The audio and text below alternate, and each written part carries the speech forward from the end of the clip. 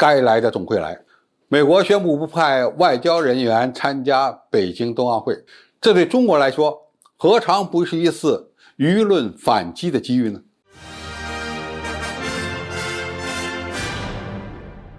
观众朋友、网友朋友，大家好，我是付先少。在中美元首举行视频会晤之后，外界普遍认为两国关系呢将会得到相应的改善。然而，美国却在人权领域加码对中国的施压。拜登当时就宣布考虑不派官员参加北京冬奥会，该来的总会来。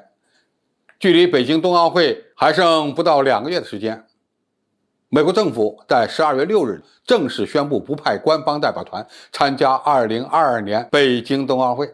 那又怎么样？美国给出的原因依然是捏造的所谓新疆人权问题。他们造谣新疆人权问题呢，已经不是第一次，因此根本就不稀奇。但是把这个问题上升到外交层面，以此为借口抵制冬奥会，恐怕问题并不那么简单。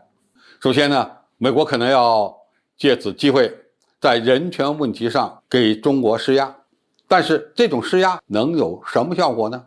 美国遏制中国的牌已经不多了，玩台湾牌是玩火，玩贸易牌伤的往往是自己。他只有通过打人权牌，从表面上看呢，打人权牌反而可能风险最小。拜登政府所说的与中国竞争和对抗，一个重要的方面就是所谓的人权问题。中国必须做好长期的准备，以美国来争夺人权问题的话语权。而这样的行动呢，我们现在已经开始了。在人权会议上，我们提交过多个提案来指责美国国内人权的问题。这一点呢，美国很难受，但现在又反过来要想争夺人权问题的话语权了。其次呢，美国企图通过意识形态问题来孤立中国。人权问题是拜登政府拉拢西方国家比较有效的工具之一，由美国带头，必然会有不少的小兄弟跟进。中国在这个时候必须保持头脑冷静，因此和多个欧洲国家吵成一团，那就真的上了美国人的当了。最后，美国的最终目标是重启所谓的价值观外交，也就是团结所谓的民主国家，重塑美国在意识形态领域的领导力。但是他们拿冬奥会做文章，恐怕很难达到他的目的，因为冬奥会本身只是一场体育赛事，而国际奥委会已经明确宣布不希望政治介入体育活动。而美国现在提出的新疆人权问题完全是他们捏造的，这就给中国发动舆论战进行反击的一个机会。我们完全有信心打赢这一仗。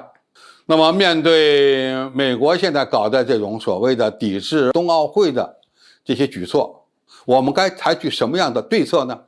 其实对中国而言，少数走极端的西方国家抵制本届冬奥会完全是预料之中的事儿，我们只需要做好沉着应对就行了。具体的办法呢，可能有这么几点。第一，集中精力，重点办好一场全球性的体育盛会，以避免奥运问题政治化。某些西方国家不是企图通过不派外交人员参会来达到其抵制奥运会的目的吗？那么我们完全可以不邀请他们，不邀请这些外交人员参会，也有助于我们更好的控制疫情，降低我们控制疫情的成本。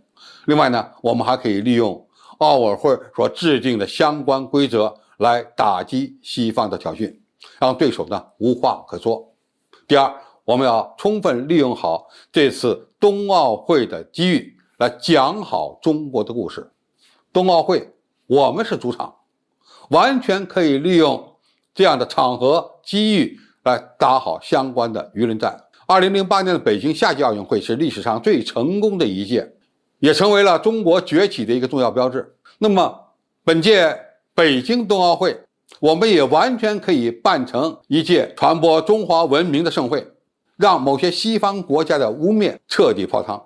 第三呢，美国政府宣称不派官员参加北京冬奥会，本身呢就是在搞一场所谓的舆论战。我们中国要做的就是下手要狠，不仅是口头上反击，针对个别跳得比较高的马前卒，还要让他们遭受更大的经济损失，这才是上策。第四呢，如果有条件，我们可以邀请个别友好的西方国家参加北京冬奥会，从而瓦解美国的图谋。美国有自己的朋友圈，中国也可以有，我们可以利用这次冬奥会呢，扩大自己的朋友圈，扩大相应的统一战线。那么如果大多数的西方国家都参加北京冬奥会，那么被孤立的反而是美国。现在呢，意大利、法国等国家呢都表示不会跟着美国跑，而会派出相应的外交人员来参加北京冬奥会。这对美国来讲并不是一个好消息。总之，美国不派官员参加北京冬奥会，对中国是产生了一定的压力，但是这个压力完全可以变成机遇，而且我们可以通过相应的工作，把这个压力呢转化为动力，转化为对美国的压力。我们相信，通过中国人自己的努力，将会举办一场史无前例的最成功的冬奥会，让事实给某些反华分子以强有力的回击。好，今天的评述就到这里，谢谢大家收看，我们下期再见。